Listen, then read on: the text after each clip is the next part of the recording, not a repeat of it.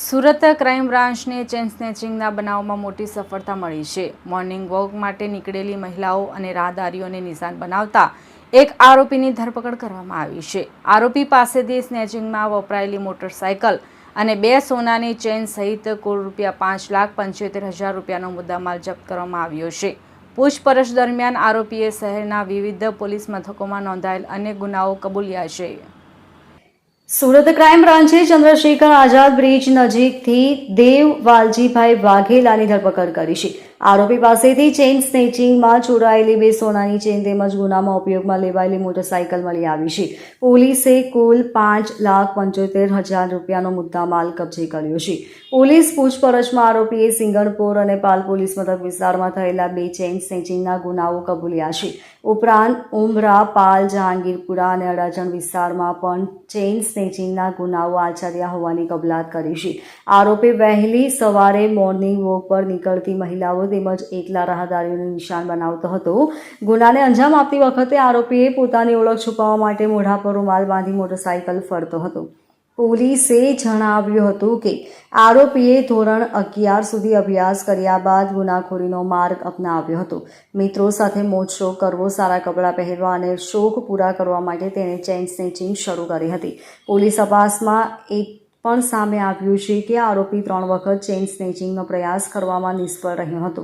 હાલ crime branch આરોપીની વધુ પૂછપરછ કરી રહી છે અને અન્ય ગુનાઓ માટેની સંડોવણીની તપાસ હાથ ધરી રહી છે. સુરત શહેરમાં અષાઢી બીજની રથયાત્રા અનુસંધાને સુરત ક્રાઇમ બ્રાન્ચની અલગ અલગ ટીમો પેટ્રોલિંગમાં ઘણા સમયથી રહેલી હોય છે અને આ દરમિયાન તેઓ નાસ્તા ફરતા આરોપીઓ, ઓર્ગેનાઇઝ ક્રાઇમ અને જુદા જુદા ગુનાઓના વોન્ટેડ આરોપીઓ અને અનડિટેક ગુનાઓની તપાસમાં રહેતા હોય છે. આ દરમિયાન ગઈકાલે ક્રાઇમ બ્રાન્ચના પોલીસ ઇન્સ્પેક્ટર જે.જી. પટેલ અને પીઆઈ જે.એન. ગોસ્વામીની ટીમને એક ઇન્ફોર્મેશન મળી હતી કે જે ડભોલી સિંગણપુર પોલીસ સ્ટેશનમાં 10 સાથે એક ચેઇન સ્નેચિંગનો બનાવ બનેલો છે અને આ ચેઇન સ્નેચિંગના ગુનામાં દેવ યોગેશભાઈ વાઘેલા જે રાંદેર એરિયામાં રહે છે એને કરેલો છે અને એ ચંદ્રશેખર આઝાદ બ્રિજ તરફથી આવવાનો છે અને વેડ રોડ પર ક્યાંય જવાનો છે. આ બાતમી આધારે ક્રાઇમ બ્રાન્ચની ટીમે એને ગઈકાલે પકડી પાડ્યો. દેવને પકડ્યા બાદ એની પાસેથી એક એફઝેડ યામાહા મોટરસાયકલ કબજે કરવામાં આવ્યું છે અને એ આ ગુનાના કામે એની પાસેથી અલગ અલગ પૂછપરછ કરતા એને 7 જેટલા ચેઇન સ્નેચિંગના ગુનાઓ કબૂલ કર્યા છે, જેમાં 10 સાથે સિંગણપુર ડભોલીમાં, એ ઉપરાંત પાલમાં 30 સવારમાં મોર્નિંગ વોક કરતા લોકોને ટાર્ગેટ કરી અને ચેઇન સ્નેચિંગ કરે છે. એ સિવાય ઉમરા પાલ બ્રિજ તરફ ઉમરા તરફ 2 બનાવો છે, જેમાં એક ચેઇન પડી જતા મૂકીને ભાગી ગયેલો હતો.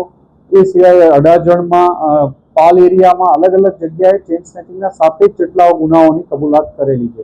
એની પાસેથી 4.5 લાખ જેટલાનો મુદ્દામાલ કબજે કરવામાં આવ્યો છે. એની પાસેથી એફઝેડ મોટરસાયકલ છે 1.5 લાખનું મળી કુલ 5.5 લાખથી વધુની કિંમતનો મુદ્દામાલ કબજે કરવામાં આવ્યો છે.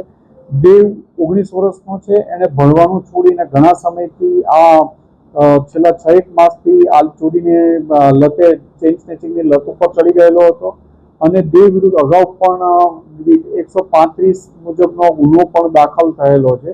હાલમાં એને પકડીને એની વધુ પૂછપરછ ચાલી રહી છે કે એને કોઈ ગંભીર ગુનાઓમાં કે બીજા કોઈ સવાલોમાં સંડોવાયેલો છે કે કેમ. Bureau report LK star news, Surat.